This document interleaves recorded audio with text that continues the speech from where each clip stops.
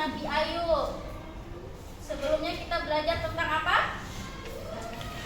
Adab kepada tetangga. Masih ingat adab pada tetangga apa saja? Salah satunya apa? Menerapkan 5S. Apa itu 5S? Senyum, sapa, salam, sopan, dan santun. Ya, selanjutnya apa lagi? Menjaga kerukunan dan keamanan dengan tetangga. Apalagi selain itu? Menganggap tetangga sebagai saudara. Ya, berarti kalau kita memiliki adab terhadap tetangga, kita akan menjadi tetangga yang baik. Sekarang kita masuk ke kisah Nabi Ayub alaihissalam. Jadi nanti kita akan belajar memahami kisah-kisah Nabi Ayub dengan benar. Selain itu juga kita bisa menguraikan kisah-kisah keteladanan Nabi Ayub dengan benar, dan juga melaksanakan keteladanan dalam kisah Nabi Ayub dengan benar. Dan yang keempat, kita bisa menyimpulkan hikmah dari mempelajari kisah Nabi Ayub. Ya, ada yang tahu Nabi Ayub? Saya. Siapa yang tahu? Siapa yang mau cerita sedikit tentang kisah Nabi Ayub? Ada? Singkatnya saja. Oke, saja jelaskan singkatnya. Setelah ini kita akan mendengarkan kisah Nabi Ayub. Nabi Ayub alaihissalam diperkirakan hidup antara tahun 1540 sampai 1460 sebelum Masehi. Nabi Ayub adalah seorang nabi dan rasul. Jadi cerita singkatnya, Nabi Ayub itu adalah nabi yang sangat kaya. Dia terkenal dengan kekayaannya. Selain kaya, dia juga memiliki akhlak terpuji, suka membantu orang lain. Seketika Nabi Ayub diuji dengan kekayaannya yang hilang. Selain kekayaannya, apa saja lagi ujian Nabi Ayub? Sakit apa? Penyakit kulit yang sangat membaukan. Jadi selain dia diuji dengan kekayaannya, Nabi Ayub memiliki berapa orang anak? Ada yang tahu? 12. Jadi saat kekayaannya hilang, anaknya juga ikut meninggal. Nanti lengkapnya kita akan dengar kisah dari Nabi Ayub. Oke, selanjutnya perilaku meneladani kisah Nabi Ayub. Contoh-contoh perilaku dari kisah Nabi Ayub. Yang pertama, menghadapi ujian dari Allah dengan sabar dan tabah. Jadi kalau kita diberikan ujian harus sabar. Selain itu juga berprasangka baik kepada Allah Subhanahu wa Ta'ala ketika mendapatkan ujian. Jadi kalau kita diuji harus berprasangka baik. Yang ketiga, bersabar dalam menjalankan perintah Allah dan menjauhi larangannya. Walaupun kita sedang diuji, kita harus bersabar dan menjauhi larangannya. Nabi Ayub yang tadinya kaya bisa berubah jadi miskin. Sabar dan menjauhi larangan Allah. Yang keempat, memohon ampunan kepada Allah setelah melakukan kesalahan dan perbuatan dosa. Jadi kalau kita berdosa, mulai sekarang yang berdosa merasa dirinya berdosa, yang kemarin saat ulangannya menyontek, silakan memohon ampunan.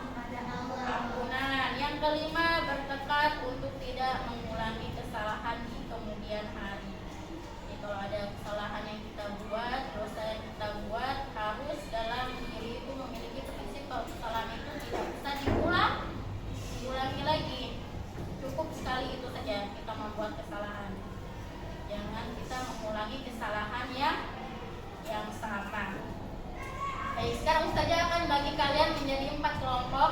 Baris pertama, kedua, ketiga, 1 kelompok. Sebelah kanan 5, 6, 7 1 kelompok, dan seterusnya juga yang sebelah kiri. Ayo, boleh dirubah mejanya menjadi kelompok.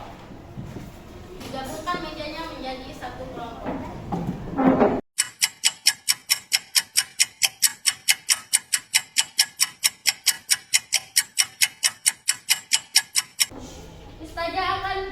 akan kalian kisah Nabi Ayub yang kalian tulis, yaitu pelajaran apa yang dapat kalian ambil dari kisah Nabi Ayub.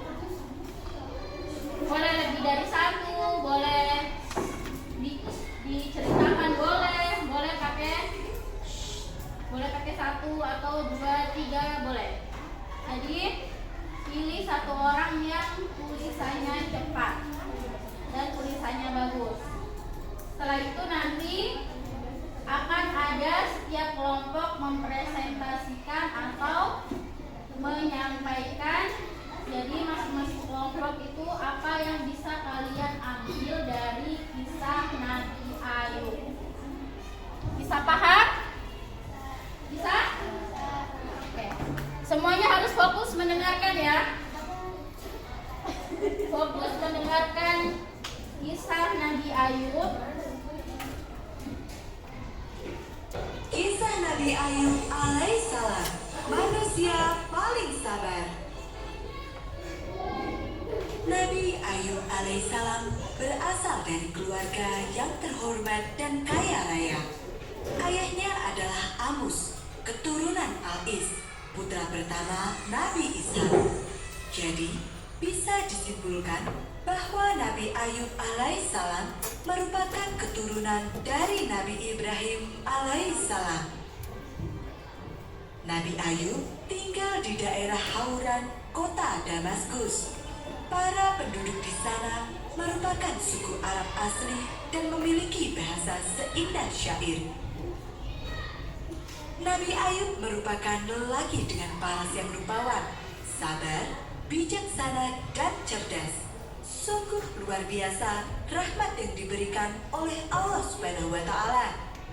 Sejak kecil, Nabi Ayub telah terbiasa bekerja, dan ketika dia dewasa, segala jenis usaha yang dikelolanya semakin sukses. Nabi Ayub memiliki ribuan ternak, bangunan, dan tanah yang sangat luas. Kesuksesan ini membuat Nabi Ayub dipuja banyak orang. Semua orang tua ingin menjadikannya menantu. Pada akhirnya, Nabi Ayub menikah dengan Siti Rohmah, putri Afrayim bin Yusuf alaihissalam. Subhanallah. Rohmah merupakan wanita yang cantik dan soleh. Rumah tangga mereka dikaruniai 12 anak yang soleh dan juga rupawan. Kehidupan Nabi Ayub sungguh bahagia. Meski hartanya melimpah dan diberikan kenikmatan hidup yang tak ada habisnya, tapi Nabi Ayub tidaklah sombong. Dia tetap hidup sederhana dan tidak pernah menutup mata pada orang-orang yang membutuhkan. Terima kasih Tuhan, semoga Allah melimpahkan rahmat-Nya kepadamu. Begitulah doa yang selalu diucapkan oleh orang-orang yang ditolong oleh Nabi Ayub. Nabi Ayub adalah contoh orang yang kuat imannya dan rajin beribadah. Karena itulah Allah mengangkat beliau menjadi nabi dan bertugas menyebarkan ajaran tauhid yang benar kepada penduduk Hauran. Sejak saat itu, Nabi Ayub memulai dakwahnya. Dia juga membangun masjid-masjid sebagai tempat ibadah. Iman dan takwa Nabi Ayub yang begitu kuat membuat iblis tidak senang.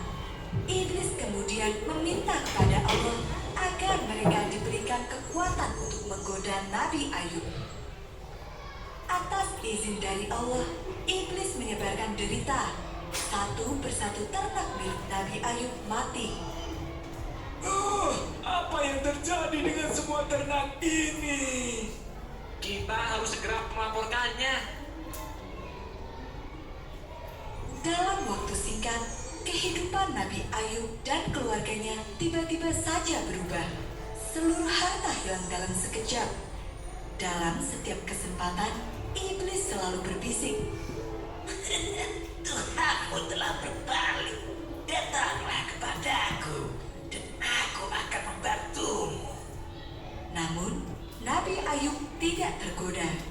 Dia tetap bersabar dan mengharap pahala, serta berzikir di pagi, siang, ataupun malam hari. Merasa usahanya gagal, iblis kembali meminta izin kepada Allah untuk menggoda Nabi Ayub lagi. Kali ini, mereka berniat merebut semua orang yang disayangi oleh Nabi Ayub. Mereka menciptakan bencana besar yang merobohkan rumah Nabi Ayub.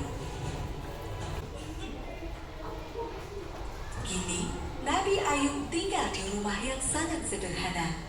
Untuk menguji Nabi Ayub, seluruh tubuh Nabi Ayub tiba-tiba mengeluarkan nanah dari kulit kepala hingga kaki. Cobaan kali ini sungguh berat, hingga membuat Nabi Ayub tidak bisa melakukan apa-apa. Dia tidak bisa bergerak, apalagi bekerja. Segala macam obat telah dicoba, namun penyakit itu tidak kunjung sembuh. Lama-kelamaan, orang-orang mulai menjauh dari Nabi Ayub. Mereka merasa jijik dan takut tertular. Mereka bahkan bergunjing di belakang Nabi Ayub. Engkau tahu, dia pasti sudah melakukan dosa besar. Karena itulah Allah tidak menyembuhkan cobaannya itu. Niscaya akan muncul air yang sejuk. Mandi dan minumlah, maka penyakitmu akan sembuh. Subhanallah, semua penyakit yang diderita Nabi Ayub benar-benar sembuh. Nabi Ayub bersujud kepada Allah Subhanahu wa Ta'ala. Begitu pula dengan istrinya. Mereka berdua tidak henti-hentinya bersyukur atas mukjizat yang telah Allah berikan. Di tengah kebahagiaan itu, Nabi Ayub teringat pada sumpah yang telah dia buat ketika sakit. Sumpah harus dilaksanakan. Jika tidak, dia akan berdosa. Tapi dia pun tidak tega jika harus memukul istrinya sebanyak 100 kali. Allah berfirman, Dan kami kembalikan keluarganya kepadanya, dan kami lipat gandakan bilangan mereka sebagai suatu rahmat dari sisi kami, dan untuk menjadi peringatan bagi semua yang menyembah Allah. semua ini merupakan rahasia di balik kesabaran dan keteguhan hati, serta sikap lapang dada yang dimiliki oleh Nabi Ayub.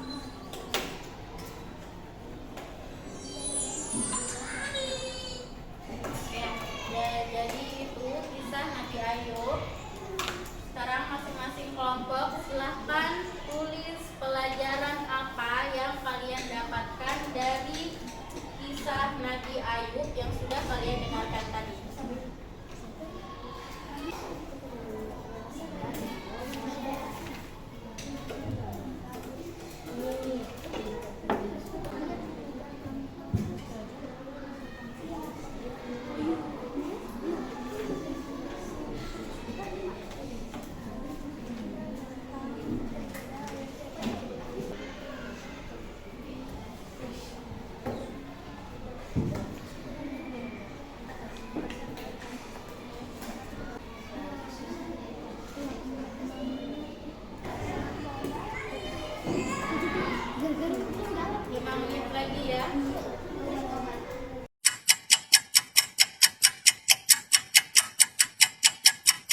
Ya, waktunya habis. Boleh diangkat kertasnya?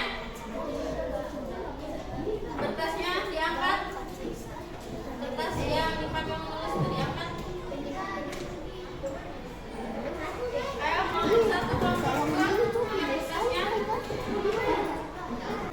Setelah kalian menulis pelajaran apa yang bisa diambil, setelah ini masing-masing kelompok akan mempresentasikan atau membacakannya masing-masing ya.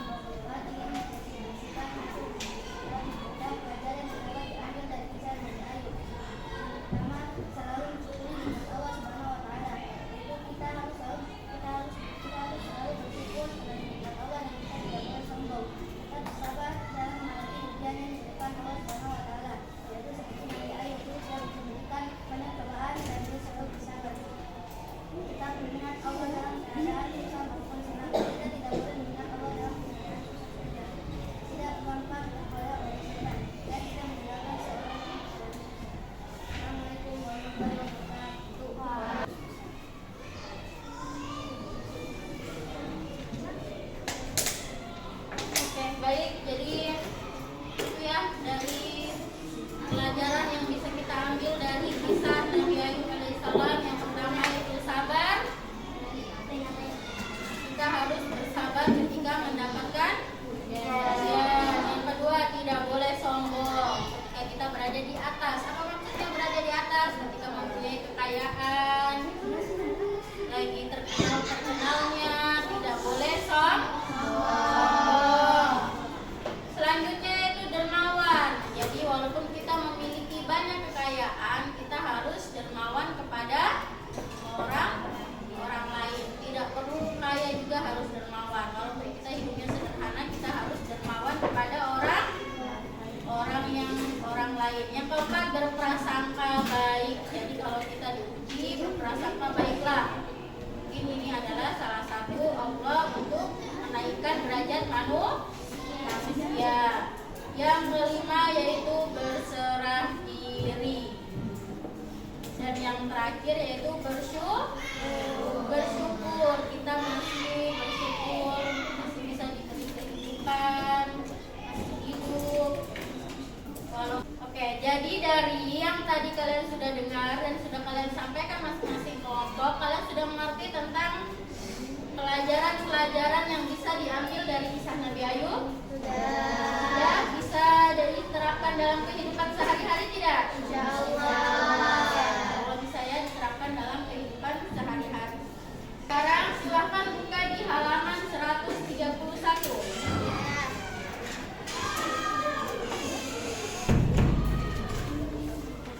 Berilah tanda centang pada kolom ya atau tidak sesuai dengan pernyataan berikut dan berikan alasannya. Yang pertama, saya menghadapi cobaan dari Allah Subhanahu wa taala dengan sabar. Semuanya sudah pernah menghadapi cobaan? Atau ada yang tidak pernah diberi cobaan atau ujian? Tidak kan? Pasti semua makhluk hidup mendapatkan cobaan atau ujian. Yang kedua, saya tidak mudah putus asa ketika menghadapi masalah. Yang ketiga, saya bertobat kepada Allah setelah melakukan kesalahan. Dan yang keempat, saya bersabar dalam beribadah kepada Allah Subhanahu wa taala. Yang kelima, saya berjanji untuk tidak mengulangi kesalahan lagi. Jadi nanti kalian boleh isi itu masing-masing di rumah. Kalau memang kalian sudah bersabar dalam menghadapi cobaan, berarti boleh centang yang ya. Kalau saat itu kalian tidak bersabar dalam menghadapi cobaan, berarti centang yang tiga dan berikan alasannya. Itu nanti boleh kalian kerjakan masing-masing di rumah. Ya, baik, terima kasih. Jadi cukup sekian pelajaran kita hari ini. Semoga apa yang kita pelajari bisa menjadi bermanfaat untuk kita dan bisa kita terapkan dalam kehidupan sehari-hari. Jangan lupa pulang di rumah belajar.